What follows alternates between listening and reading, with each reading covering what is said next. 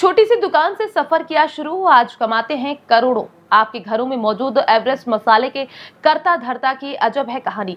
एक एक कर चढ़ी कामयाबी की सीढ़ियां, लोगों के बीच कुछ यूं किया एवरेस्ट मसालों को पेश कि आज हर कोई हो गया है एवरेस्ट मसालों का दीवाना। एक रात में कैसे बदली एवरेस्ट मसाले के मालिक की किस्मत, हम बताएंगे इसके पीछे का पूरा रहस्य। आपने कभी ना कभी एवरेस्ट मसालों का नाम सुना ही होगा, लेकिन इस मसाले का प्लान किसने बनाया? ये मसाला कैसे इतना लोकप्रिय हो गया?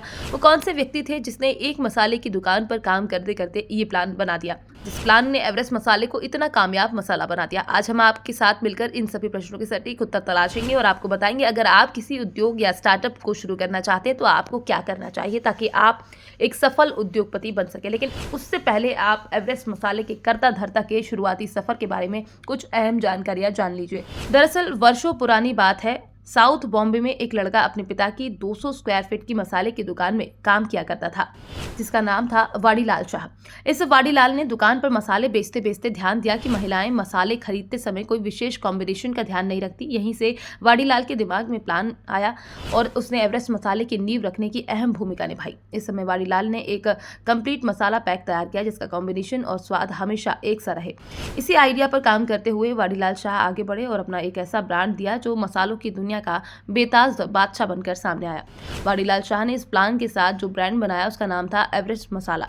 एवरेस्ट माउंटेन की ऊंचाई जैसी हैसियत पाने वाला मसाला ब्रांड यूं ही तैयार नहीं हुआ। एवरेस्ट को इस मुकाम तक पहुंचाने के पीछे वाड़ीलाल शाह का लंबा संघर्ष शामिल है। जानकारी मिली है कि एवरेस्ट मसाला कंपनी का सालाना टर्नओवर 2,500 करोड़ रुपए से अधिक हो चुका है। कंपनी की आधिकारिक वेबसाइट की माने तो एवरेस्ट मसाला बनाने वाली कंपनी साल भर में 370 करोड़ से अधिक पैकेट्स तैयार कर बेचती है।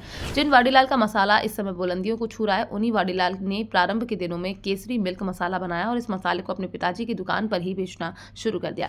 लोगों ने इसे पसंद किया तो उन्होंने एक चाय मसाला भी मार्केट में उतार दिया। इसके बाद उन्होंने गरम मसाला भी लॉन्च कर कामयाबी की सीढ़ी चढ़ना शुरू कर दिया। इसी तरह दिन बीतते गए और वाड़ीलाल के मसाले लोगों के बीच खूब पसंद होते गए। लेकिन 1980 में वाड़ीलाल ने एक बड़ा फैसला कर लिया और अपने 1980 के प्लान को धरातल पर लाने के लिए वाड़ीलाल को 2 साल लग गए और 1982 में वाड़ीलाल शाह ने अपनी पहली फैक्ट्री स्थापित कर दी। ये फैक्ट्री मुंबई के विक्रोली में स्थापित की गई। वाड़ीलाल ने डीलरों की एक मीटिंग बुलाई जिनका नाम रखा गया एवरेस्ट की यादगार रात। इस मीटिंग का मकसद पूरे भारत में मसालों को उपलब्ध कराना था। 1983 तक एवरेस्ट की पहुंच देश के कई हिस्सों तक पहुंच चुकी थी।